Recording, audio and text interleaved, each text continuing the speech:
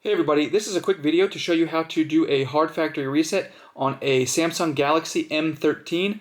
Keeping in mind, if you do this, everything will be deleted. All your contacts, all your apps, all your photos, everything. It will be like a brand new phone.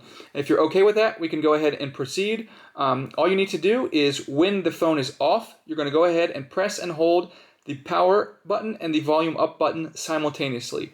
And you're going to continue to hold it until the phone vibrates and turns on. Then you can let it go and it will start up in this recovery mode. And from there you can use the volume up and down to toggle through these options, and we're going to toggle down to wipe data factory reset and hit the power button to select that option.